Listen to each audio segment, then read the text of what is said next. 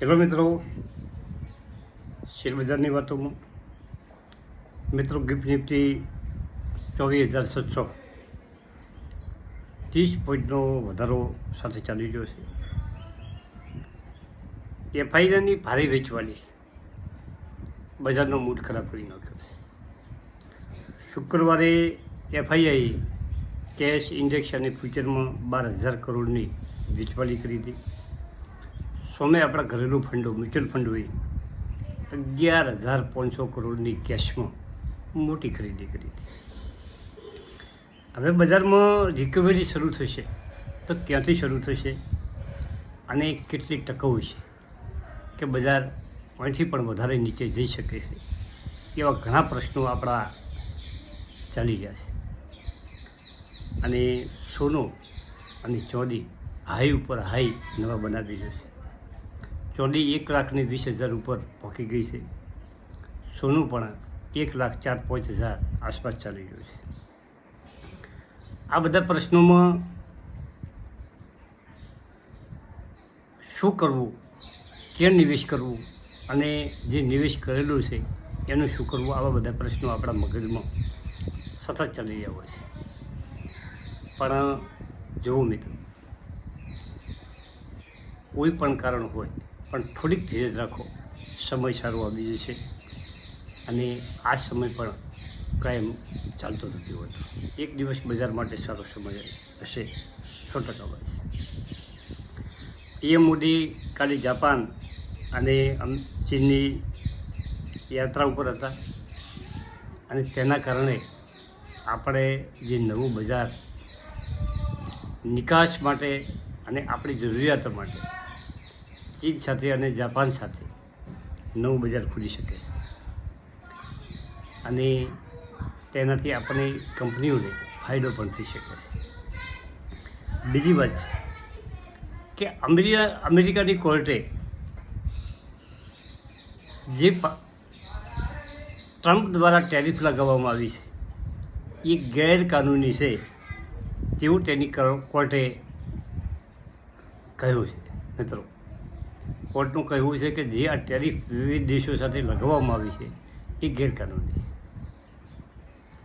હવે જે પ્રશાસન છે અમેરિકાનું, તે ટ્રમ્પ સાહેબ છે, એ ઉપલી કોર્ટમાં જઈ શકે છે. જે આ કોર્ટે જે હુકમ જાહેર કર્યો છે કે આ ટેરિફ બિનકાયદેસર છે, એના કારણે અમેરિકામાં પણ જે ટ્રમ્પની ટેરિફ છે એના વિરુદ્ધમાં સળવળાટ ચાલુ થયો છે.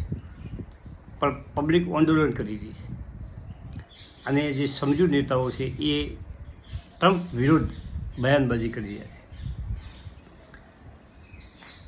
RVNL રેલવેનો સારામાં સારી કંપની છે ઇન્ફ્રાસ્ટ્રક્ચરની, અને શરૂઆતમાં તો ખૂબ વિડીયા બનાવ્યા આ કંપનીના અને મારા પોર્ટફોલિયોમાં સી શેર, પરંતુ હું તો રાહ જોઈને બેઠો છું. આથી 2-4 વર્ષ હું રાખી.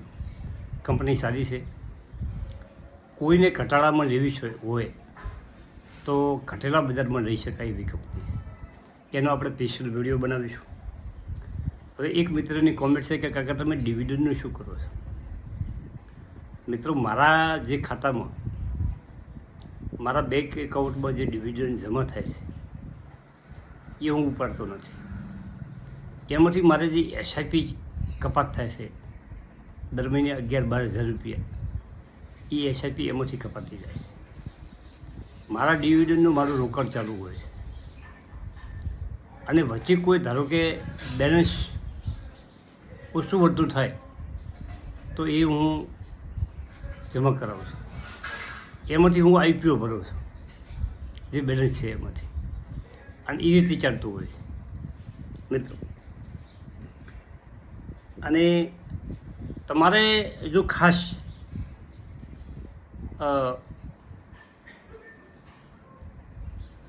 જો રોકાણ અત્યારે હાલ કરવું હોય તો તમે એસઆઈપી દ્વારા પણ રોકાણ કરવાનું વિચારી શકો છો. અને ઘણા મિત્રોને એવો મૂંઝવણ હોય છે કે એસઆઈપી કરવી છે પણ કયો ફંડ લેવો અમારે. તો મિત્રો એસઆઈપી કરવા માટે તમારે આ 3 ફંડોમાંથી કોઈ પણ તમે ફંડ પસંદ કરી શકો છો. Flexi cap fund, small cap fund અને મિડ કેપ ફંડ. આ 3 ફંડ કેટેગરીના જે ફંડો છે એમાંથી કોઈ પણ ફંડ તમે યુઝ કરી શકો છો. ધારો કે સ્મોલ કેપ ફંડ, સ્મોલ કેપમાં કેટલાય ફંડો છે.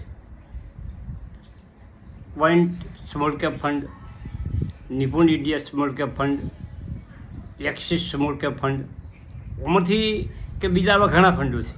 એમાંથી કોઈ પણ ફંડ તમે પસંદ કરી શકો. મિડ કેપના પણ ખૂબ ફંડો છે અને ફ્લેક્સી કેપ ફંડના પણ ખૂબ ફંડો છે.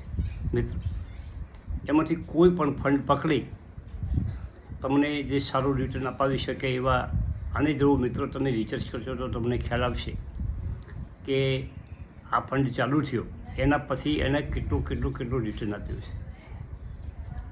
5% કે 10%ના એ ફંડનો તમે ડેટા કાઢશો તો વધારે રિટર્ન આપતા ફંડો જે છે, ધારો કે મારે જે ફંડ છે એ નિપુણ ઇન્ડિયા સ્મોલ કેપ ફંડ છે, HSBC સ્મોલ કેપ ફંડ છે. આવા બધા ફંડો જે છે એમાં તમે રોકાણ કરી શકો. અને ફંડમાં રોકાણ કરવું અત્યારે મને ઠીક લાગે. મેં મારા પાસે જે ફંડો હતા એમાંથી મેં વળી પાછો એક નવો ફંડ માસિક 2000 રૂપિયાવાળો ચાલુ કર્યો છે. એટલે ધીમે ધીમે આપણું રોકાણ વધતું જાય છે. કોઈ કંપની સારી, આજ તો કંપનીઓમાં તો જ કેવું છે, મોટા ભાગનું જે મારું રોકાણ છે એમાં બધામાં ઘટાડો થયો. પણ જે નફો થયો તો એમાંથી ઘટાડો થયો છે. કેમ કે મારું રોકાણ મોટા ભાગનું જૂનું છે. નવી કંપનીઓ છે એમાં ઘટાડો છે એ લોસમાં છે. તમારે પણ લોસ હશે ઘણાને, કેમ કે જે આપણે જે હાઈ ઉપર જે વીડિયા બનાવ્યા અને આપણા જે લેવાણા છે એ આજે ખૂબ ઘટેલા છે.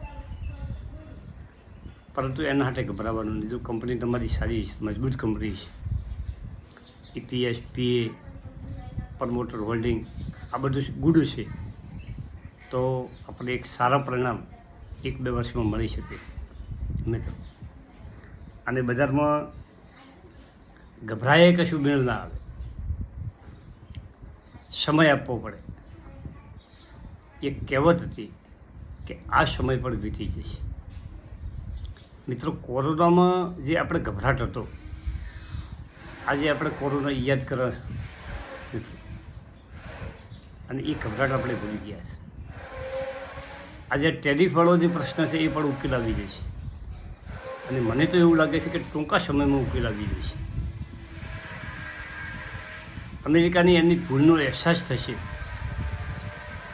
કે એશિયા ખંડના જે મોટા દેશો છે, રશિયા, ચીન, ભારત, જો એક થશે તો અમેરિકાને કાઠું પડવાનું. અને એ પણ વિચારશીલ દેશ છે મિત્રો. આ બધું ચાલવાનું છે. Thank you. આભાર.